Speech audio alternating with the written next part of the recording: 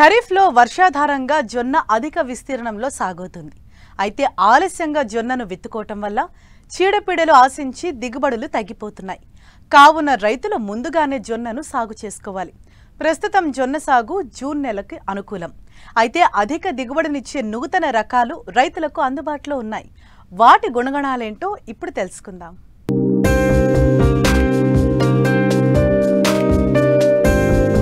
చిరుధాన్యాల పంటల్లో ముఖ్యమైన పంట జొన్న. ఇది ఖరీఫ్లో వర్షాధారంగా, రబీలో ఆరుతడి పంటగా సాగుతుంది. ఒకప్పుడు జొన్న సాగు అధిక విస్తీర్ణంలో సాగయ్యేది. రాను రాను వ్యవసాయంలో వ్యాపార దృక్పథం పెరగడం, తక్కువ దిగుబడుల వల్ల సాగు గిట్టుబాటు కాకపోవడం వల్ల రైతులు జొన్న పంటకు దూరమవుతూ వచ్చారు. కానీ ప్రస్తుత పరిస్థితులు మారాయి. జొన్న ఉత్పత్తులకు డిమాండ్ పెరగడం, ఎకరానికి 30 నుండి 40 క్వింటాళ్ల దిగుబడినిచ్చే అనేక రకాలు, హైబ్రిడ్లు రైతులకు అందుబాటులో ఉండడంతో ఈ పంట సాగులో నూతనోత్సాహం కనిపిస్తోంది. ప్రస్తుతం జొన్న సాగుకు అనుకూలమైన సమయం. అయితే రకాల ఎంపికలో రైతులు అవగాహనతో ముందడుగు వెయ్యాలి. ప్రస్తుతం రైతులకు అందుబాటులో ఉన్న అధిక దిగుబడినిచ్చే రకాలు, వాటి గుణగణాలేంటో తెలియజేస్తున్నారు రాజేంద్రనగర్ మొక్కజొన్న పరిశోధనా స్థానం ప్రధాన శాస్త్రవేత్త డాక్టర్ నగేష్ కుమార్. మన రాష్ట్రంలో జొన్న పంట కూడా వానాకాలంలో ఒక ముఖ్యమైనటువంటి చిరుధాన్యాల పంట.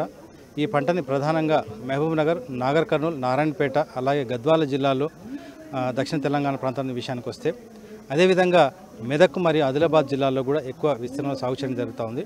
అయితే ప్రస్తుతం రోహిణి కార్తె సమయం ఆసనమైంది కాబట్టి ఈ సమయంలో జొన్నని విత్తుకుంటే మంచి దిగుబడులు తీసుకోవడానికి అవకాశం ఉంటుంది. ఎందుకంటే ఈ సమయంలో ఏదైతే మొవ్వు చంపు ఈగ కావచ్చు, లేకపోతే కాండం తులుచుపురు కావచ్చు, ఈ రెండింటిని కూడా ఆశించకుండా రైతులు ముందుగా విత్తుకుంటే ఈ రెండు పురుగుల బారి నుండి పంటను కాపాడుకొని మంచి దిగుబడులు తీసుకోవచ్చు.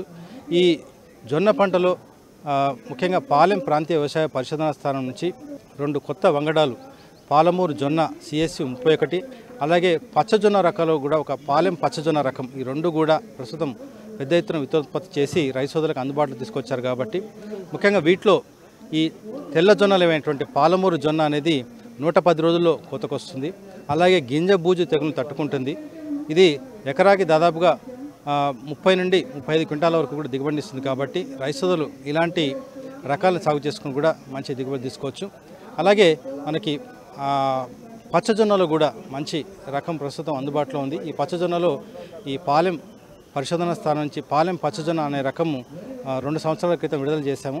ఇది గింజ దిగుబడితో పాటు మంచి పశుగ్రాసం, నాణ్యమైనటువంటి పశుగ్రాసం ఇచ్చేటువంటి రకం కాబట్టి ఇది కూడా ఎకరాకి 12 నుండి 15 క్వింటాల గింజ దిగుబడి, అలాగే 35 నుండి 40 క్వింటాల పశుగ్రాసం ఇస్తుంది. కాబట్టి ఈ 2 రకాల యొక్క విత్తనాలు మనకి పాలెం ప్రాంతీయ వ్యవసాయ పరిశోధన స్థానం అందుబాటులో ఉన్నాయి. వీటితో పాటు జాతీయ చిరుధాన్యాల పరిశోధన సంస్థ నుంచి కూడా CSPకి సంబంధించినటువంటి వివిధ రకాలు కూడా, వీటిలో అధిక గింజ మరియు చొప్ప దిగుబడి ఇచ్చే రకాలు కూడా రాజేంద్ర నగర్లో ఉన్నటువంటి జాతీయ చిరుధాన్యాల పరిశోధన సంస్థ నుంచి కూడా రైతులు తీసుకొని ఈ సంవత్సరం ఈ రాబోయే ఖరీఫ్ సీజన్లో విత్తుకొని మంచి దిగుబడి తీసుకోవచ్చు.